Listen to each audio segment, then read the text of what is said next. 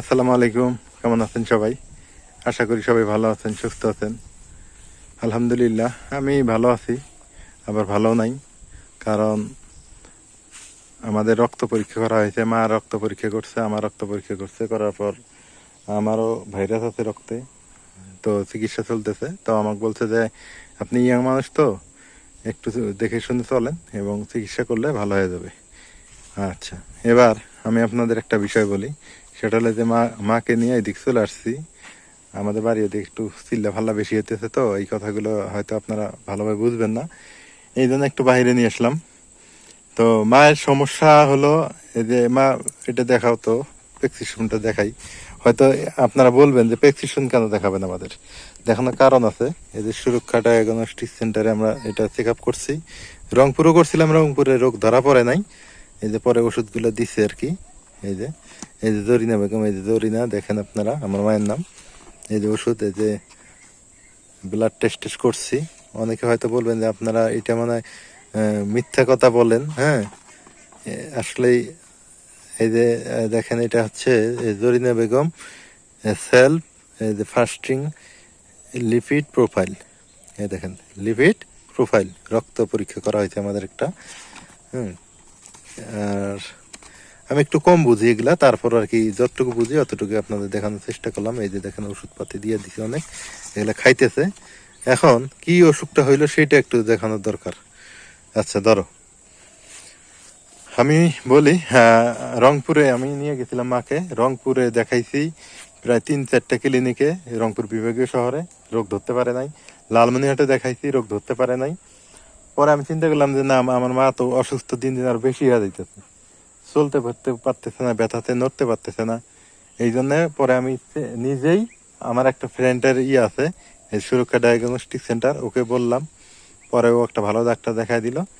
পরে কালকে নতুন করে এক্স রে করলাম, নতুন করে এক্স রে করে এক্স রে রিপোর্টটা বাড়িতে রেখে আসছি। অবশ্য আপনাদের দেখাবো, যদি আপনারা কেউ দেখতে চান আমি দেখাবো।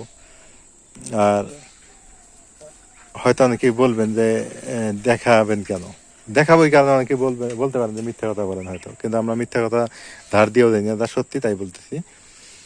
ওই মার হচ্ছে হাড়, পায়ের হাড় এইরকম এইরকম হয়ে গেছে। এই যে মানে এইরকম চাপানো থাকে, এইরকম থাকে, সেটা হয়ে গেছে এইরকম। আর এক পাশে স্বাভাবিক থাকবে না, এরকম এইরকম না থাকে, একদম চাপায় গেছে, চাপায় যায় ভিতরে, আবার পানি জমে গেছে। এটা হলো পায়েরটা। এবার কোমরে, কোমরে ওই হাড়গুলো, মেরুদণ্ডের হাড়গুলো এরকম থাকবে না, এরকম সমান থাকবে না, না থেকে এটা হচ্ছে কি, এক পাশে এই পাশে চাপাই গেছে, আর এক পাশে এভাবে বেড়ে গেছে। যাওয়ার ফলে কি হয়েছে, ওই পানি জমে গেছে এই জায়গাটা। কি মা, কথাগুলো ঠিক আছে? হ্যাঁ, ডাক্তার কি কি করলো না তোমাকে একটু বলো, তুমি বলো, আমি তো হাঁপায় যাইতেছি বলতে বলতে। ডাক্তারও যে ওষুধ দিল, ওষুধ খাবার করছে, হুম। হালকা পাতলা কাজ করবে নিষেধ করছে, হুম। রেস্টে থাকবার করছে। ওই যে হাড় বেড়ে গেছে, হাড় এরকম ফাঁক হচ্ছে, এই যে এরকম ফাঁক হচ্ছে, আবার আর এক পাশে চাপে ধরছে, আবার কোমরের ফের পানি, হাড়ের সাথে পানি পানি ধরছে, হাড়ের হাতে চাপে। তো আপনারা শুনলেন যে আমার মায়ের কি অবস্থা, যে এক পাশে হাড় বেড়ে গেছে, আর এক পাশে হাড় চাপ দিয়ে যাচ্ছে। চাপ দিয়ে ধরছে। তো সবাই দোয়া করেন আমার মায়ের জন্য, আমার মা যাতে তাড়াতাড়ি সুস্থ হয়, ভালো হয়, স্বাভাবিক হয়। আসলে বয়স্ক মানুষ তো, একটু বিষ ব্যথা হলেই কিন্তু শরীরটা খুব নাজেহাল হয়ে যায়, চলতে পারে না, ফিরতে পারে না, কষ্ট করে রান্না করে, কষ্ট করে বসা করে। এখন কি করব আর বলেন, সবাই দোয়া করবেন। আর আপনাদের কাছে কোনো হেল্প চাইতেছি না আমি, আপনারা হয়তো বলবেন যে আমাদের কাছে কোনো টাকা পয়সা চায়, এটা সেটা। আপনাদের কাছে শুধু দোয়া চাই, কোনো টাকা পয়সা আমি চাচ্ছি না, কারণ আমার টাকা পয়সার এখন দরকার নাই, যা সত্যি তাই বললাম। আমার মার চিকিৎসা বাবদে আমি অলরেডি 1 লাখ টাকার মতো খরচ করছি না মা, হ্যাঁ, প্রায় 1 লক্ষ টাকার মতো খরচ করে ফেলছি। ইনশাল্লাহ যদি আরো লাগে আরো করব। আর আপনাদের কাছে কোনো সাহায্য বা সহযোগিতা এগুলাই এখন চাচ্ছি না আমি, যা সত্যি তাই। স্কুল ছুটি হয়েছে, এপাশে ছাত্রছাত্রীরা বাড়ির দিকে যাইতেছে। এই যে দেখেন, স্কুল ছুটি হয়ে গেছে, কত সুন্দর। তো চলো বাড়িতে যাই। আপনাদের কাছে দোয়া চাই, আপনারা দোয়া করেন, আমি যেন ভালো হই। আর আমার মায়ের কি হয়েছে আপনাদের তো জানাইলামই। ওই দেখেন ঠিক মতো কিন্তু হাঁটতে পারে না মা। আর বসতে গেলেও কিন্তু মায়ের কষ্ট হয়, অনেক কষ্ট হয়। মা বসতে পারে না, বসলেই মনে করেন যে প্রায় 5 মিনিট লেগে যায়। আর হাঁটতে পারে না, কিন্তু সারা রাত ব্যথাতে কাতরায়। আর আমি ছেলে তো, বুঝছেন, আমি তো আর এগুলো সহ্য করতে পারি না, আমার তো খারাপ লাগে। এখন আমার মনে করেন যা ইনকাম করি সব টাকাই কিন্তু মার পিছনে চলে যাইতেছে। যাক, তবু আমার মা যদি ভালো হয়, সুস্থ হয়, হ্যাঁ, তবু আমি মনে করি যে আলহামদুলিল্লাহ। এটা হচ্ছে আমার কাছে বড় পাওয়া। কারণ টাকা দিয়ে কি হবে যদি মাই সুস্থ না হয় আমার। অনেকে আমাকে বলেন যে আপনি ঘর করেন না, বাড়ি করেন না, ভাই আপনার থাকার জায়গা ঠিক মতো একটা জমি জমা নেন, এটা করেন ওটা করেন। আপনারা আজকে একটু সত্যি কথা জানতে পারলেন। আমার মায়ের পিছনেই প্রায় 1 লাখ টাকা গেছে, আমার পিছনে যাইতেছে, আমার নাজবিনের পিছনে অনেক টাকা খরচ। আর ইনকাম বলতে আমার তো আর অত ইনকাম থাকে না বা নাই এখন, খুব কষ্ট হয়ে যাইতেছে অবশ্য।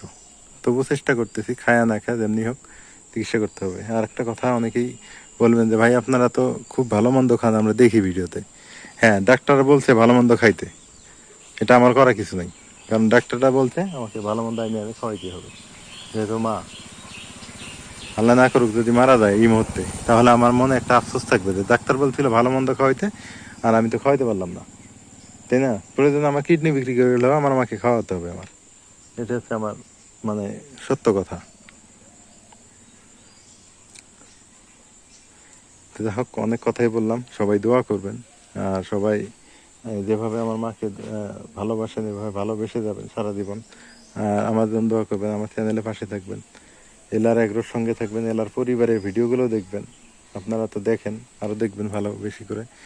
দেখলে কি হবে, আমি হয়তো ওখান থেকে 2-4 টাকা পাবো, সেটা দিয়ে হয়তো বা একটু হলেও আমার হেল্প হবে, একটু হলেও আমার সহযোগিতা হবে। এটি হলো আমার কথা।